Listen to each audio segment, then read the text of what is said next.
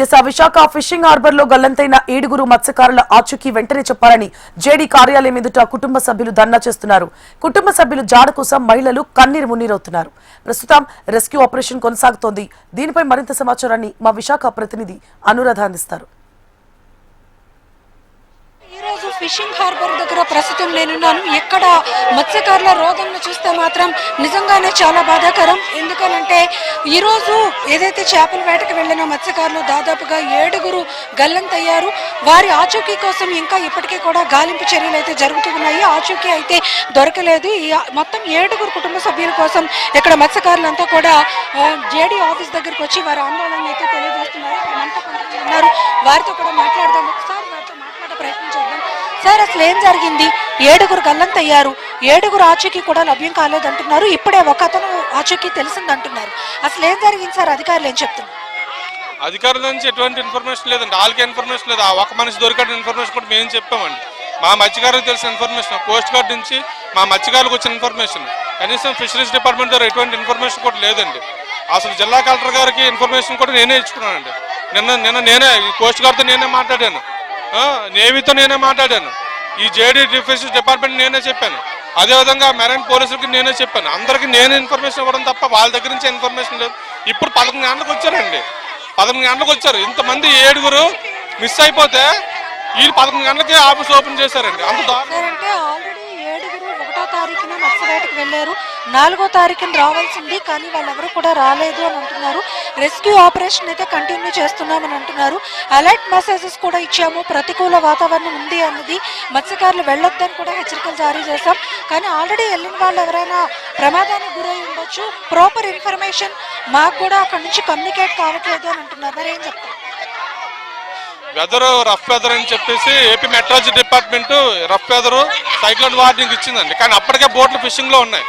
Rough weather ఉంది, వాతావరణం అనుకూలించట్లేదని చెప్పి వెనక్కి వచ్చేద్దామని చెప్పేసి ఆయన ఫ్యామిలీ కూడా ఫోన్ చేసి చెప్పారు. బోట్లోని 7 ఉంటే 6 దగ్గర మొబైల్ ఫోన్స్ ఉందండి. 6 కూడా ఇన్ఫర్మేషన్ ఇచ్చారు, మేము వాతావరణం బాగలేదు, ఇండో పరిస్థితి లేదని చెప్పేసి. నిన్న 2 గంటలకే మధ్యాహ్నం ఫోన్ చేసి 3 గంటలకల్లా హార్బర్కి వచ్చేస్తామని చెప్పారండి.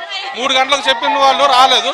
5 గంటల వరకు వెయిట్ చేస్తే అంటే యాంకర్ వేసుకొని ఉన్నారేమో, ఎందుకంటే వాతావరణం హార్బర్లో రావడానికి అనుకూలించట్లేదేమో అని చెప్పేసి అనుకుంటే వీళ్ళకి 5 తర్వాత 5 ఉన్నటువంటి 5-6 మొబైల్ ఫోన్లు కూడా పనిచేయడం మానేసాయి. అక్కడతో వీళ్ళ ఫ్యామిలీస్కి డౌట్ వచ్చి నాకు ఫోన్ చేస్తే నేను ఇంటికి వెళ్ళి వాళ్ళతో మాట్లాడిన తర్వాత నిన్న విపరీతమైన వర్షం, కుండపోతగా వర్షం కురుస్తుంది. ఆ వర్షంలో కూడా మేము అందరికీ ఫోన్ చేసి ఇన్ఫర్మేషన్ ఇచ్చామండి. ప్రభుత్వానికి మేమే చెప్పాం తప్ప ప్రభుత్వం నుంచి ఇప్పటి వరకు స్పందన లేదు. అమ్మా, మీకేమైనా మీరు వెళ్ళేటప్పుడు వీళ్ళు చిన్న అమ్మోరు మీ తాలూకా వ్యక్తి వెళ్ళేటప్పుడు వాళ్ళు ఏం చెప్పారంటే, వెళ్ళిన తర్వాత ఫోన్ చేస్తారా?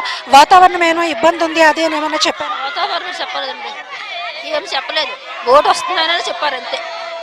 వస్తుందని చెప్పారు. 2:30కి వచ్చేస్తుంది బోటు అన్నారు. మేము 3 గంటలు చేసాం ఫోన్. అప్పటి నుంచి ఫోన్ అవ్వట్లేదు. అప్పటి నుంచి ఫోన్ స్విచ్ ఆఫే. అంటే ఇలా తుఫాన్లు అయ్యి ఉన్నప్పుడు వీళ్ళు వేటకు వెళ్తే కొంత ఇబ్బంది లోపల ఉంటుంది కదా, అది మీకు చెప్తూ ఉంటారు కదా. ఈసారి ఏదైనా సమాచారం వచ్చేస్తుంది, గాలి వస్తుంది, ఆ గాలి చూసి వచ్చేస్తుంది జట్టుకి. ఎక్కువ రోజులకి వెళ్తా బోటు, 4 రోజులకి 5 రోజులకి వెళ్తుంది, వచ్చేస్తుంది అంతే. గాలి ఉందంటే వచ్చేస్తుంది, వర్షం వచ్చినా వచ్చేస్తుంది.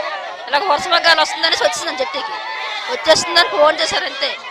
అక్కడ నుంచి ఫోన్ అవ్వట్లే, ఫోన్ స్విచ్ ఆఫ్. 5 ఫోన్లు స్విచ్ ఆఫ్ వస్తుంది. అంతవరకు మాకు తెలియదు అండి, అక్కడ ఉన్నారని కూడా తెలియదు ఇంతవరకు. మీరేమవుతారు? మా ఆయన అంటే మీతో వెళ్ళేటప్పుడు ఆయన ఎప్పుడు మాట్లాడారు? మాట్లాడిన తర్వాత అక్కడ వాతావరణం ఎక్కడ ఉన్నామని కూడా చెప్పరు. వచ్చేటప్పుడు చెప్తారు వస్తున్నామని చెప్తారు, అంతే.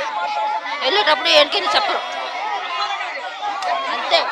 ఇది ఇక్కడ మొత్తానికి మనం పరిస్థితి కనుక చూసుకుంటే కనుక ఖచ్చితంగా మనకైతే మాత్రం ఇంకా వాళ్ళ దగ్గర నుంచి ఎటువంటి ఇన్ఫర్మేషన్ లేదని వీళ్ళంతా కూడా చెప్తూ ఉన్నారు.